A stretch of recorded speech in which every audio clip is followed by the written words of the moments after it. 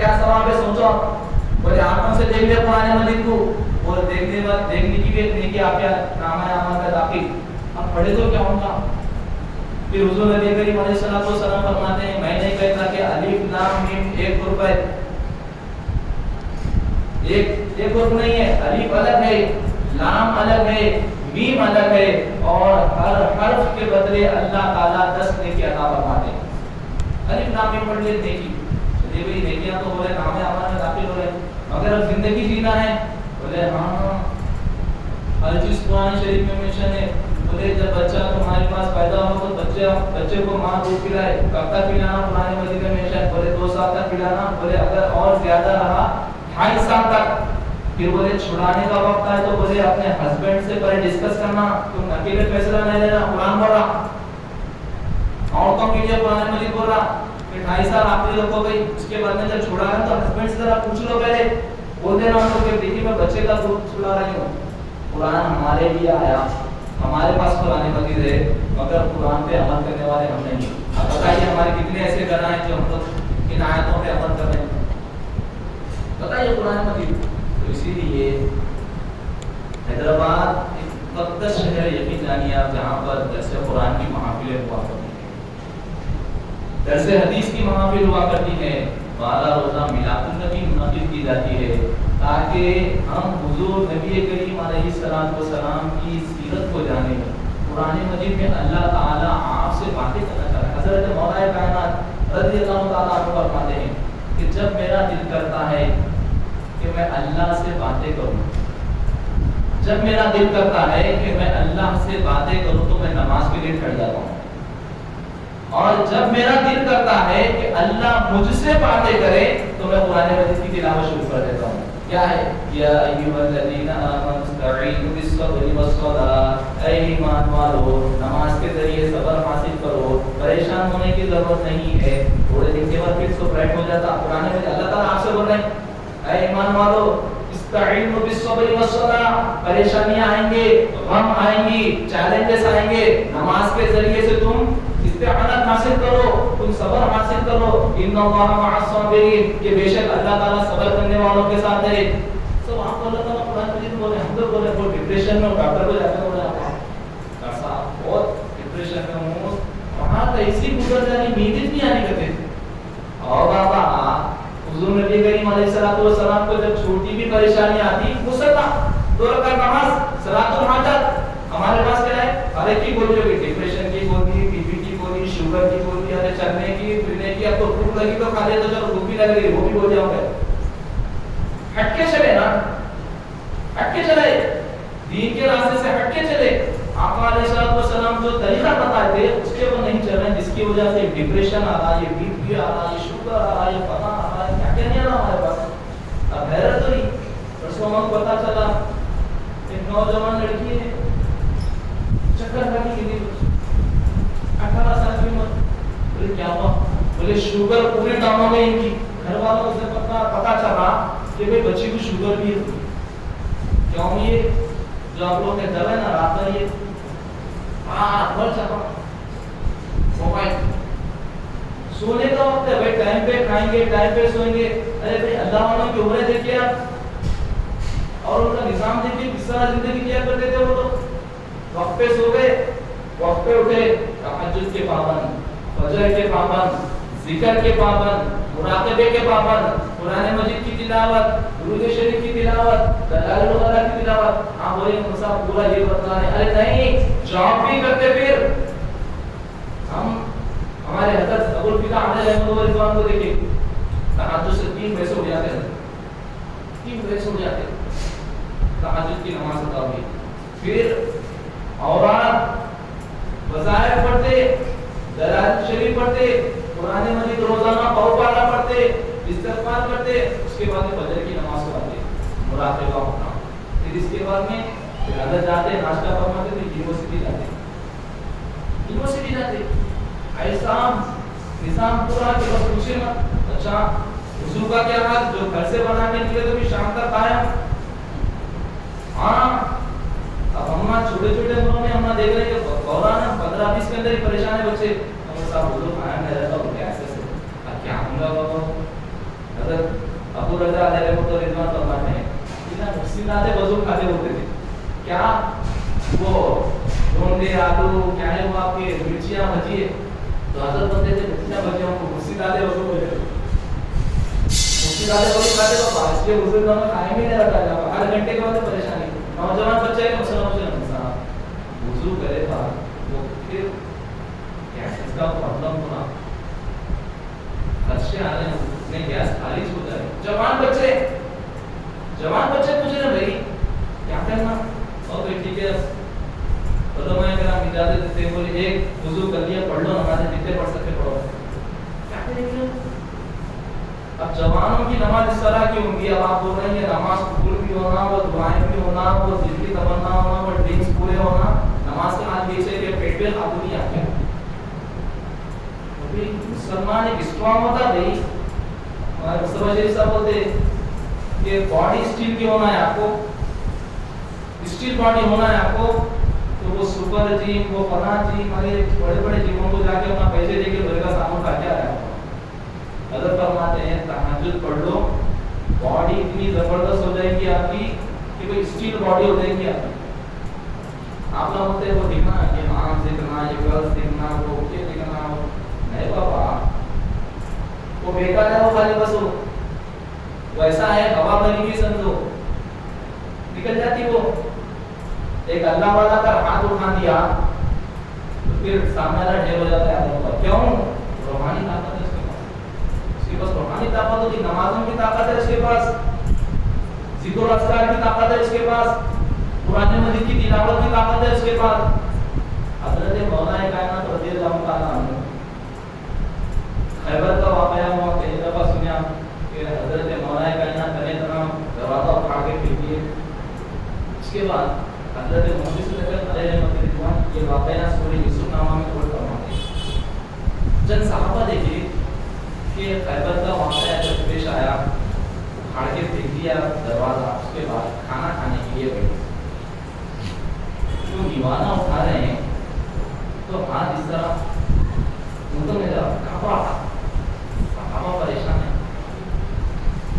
अभी तो ये हाल था कि तले दाना जो 40 आदमी काम नहीं कर रहे थे खा के पीती है ये दीवाना उठाने क्या होगा ऐसा कोई तकलीफ है ऐसा ताकि पूछे अरे मौला अली क्या माल रहा है समझ में नहीं आ रहा ये अभी तो ताकत का ये हाल था कि 40 आदमी जो काम नहीं कर रहे हैं और आप करके दिखा दिए और एक खाना खाते हो हाथ क्यों शेक हो रहा आपका ये मौला कहना क्या फरमाते जरा और से सुनिए बोले वो जो खैबर का दरवाजा मैंने उखाड़ के फेंका जब अली वहां पर था तो वो अली की ताकत नहीं बल्कि अल्लाह और उसके रसूल की ताकत थी वो अली की ताकत नहीं थी वो अली दीन के लिए इस्लाम की सरबुलंदी के लिए लड़ने के लिए गया था तो अली मगर वो ताकत अल्लाह और उसके रसूल की थी अली की ताकत तो ये है कि निवाला मुंतक नहीं ले सकता अली की ताकत तो ये है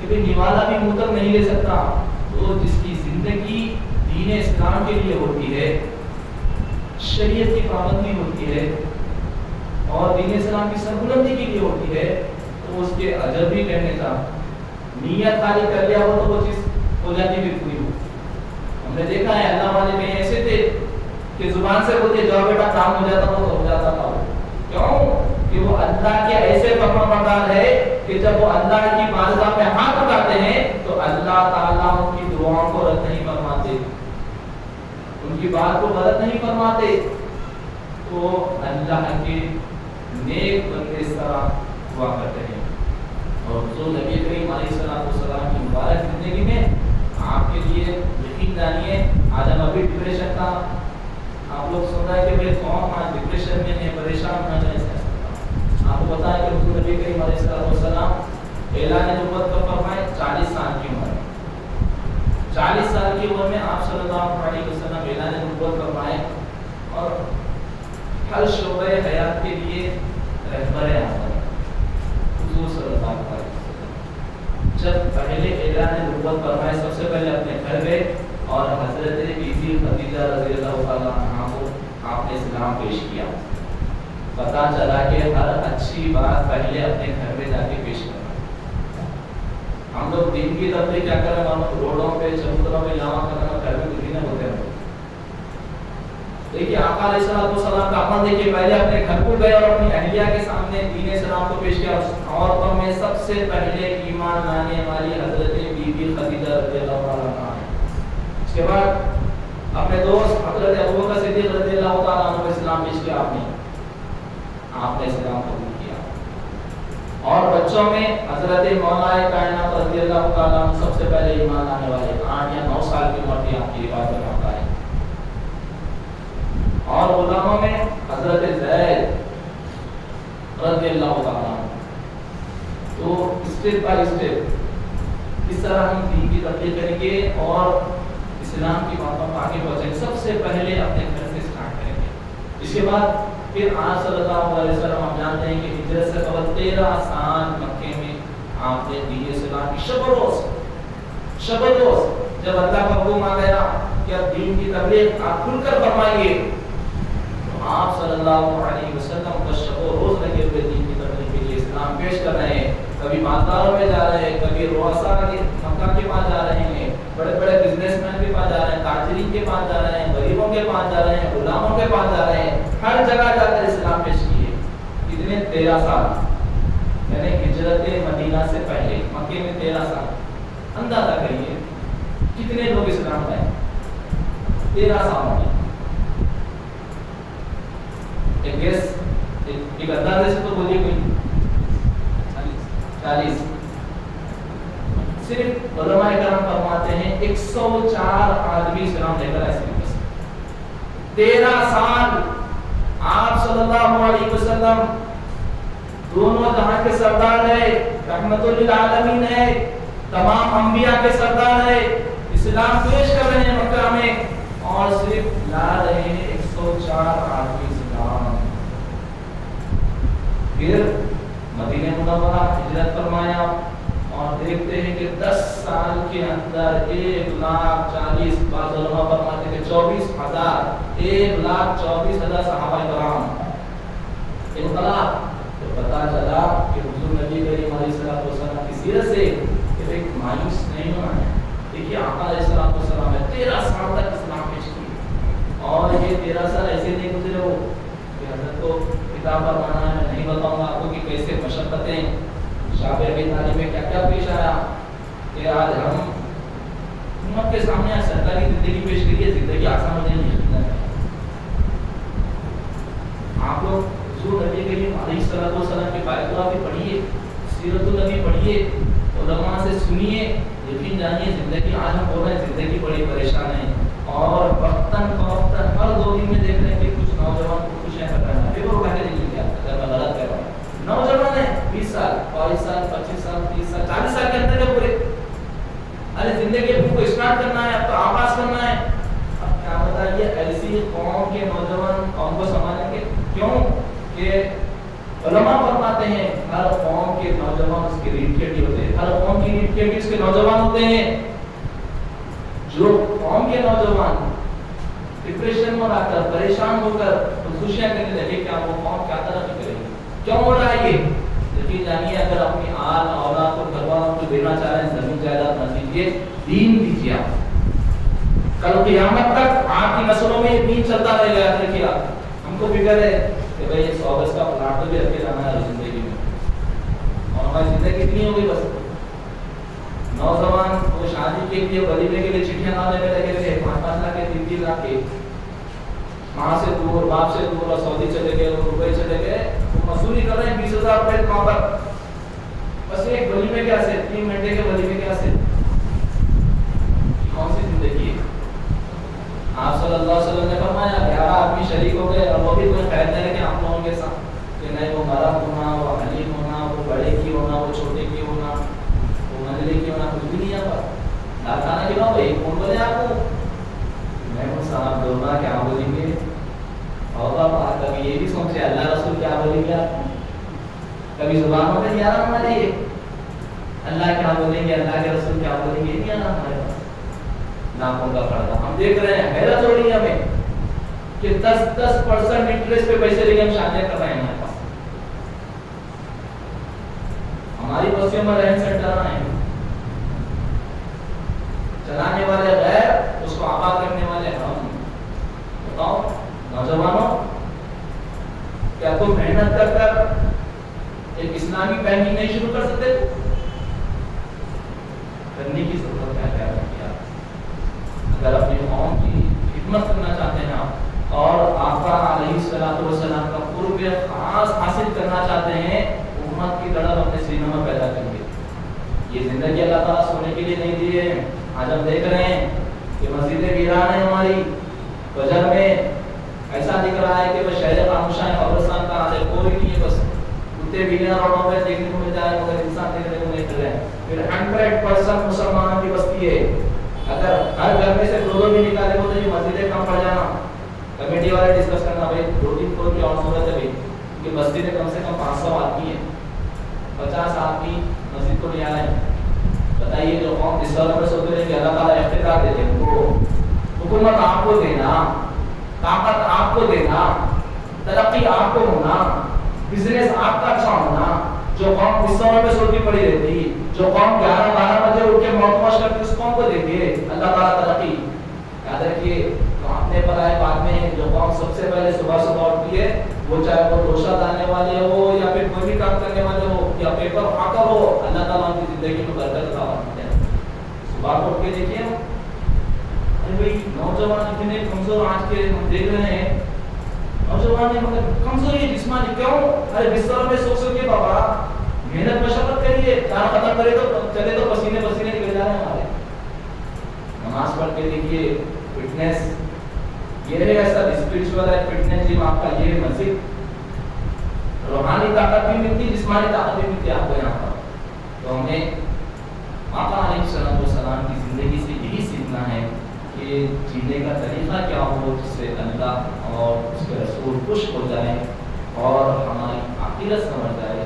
آئیے بھی کلمات کے ساتھ میں دعوت دینے چاہتا ہوں. حضرت علامہ مولانا حافظ بخاری علی محمد شریف صاحب حضرت یوسف ناظم مدرسہ حسنات العلوم سے قبل میں گزارش کروں گا مسجد حاضرہ کے بزرگ مصلی عبدالرحیم صاحب سے کہ حضرت والا کی شان خوشی کرنا.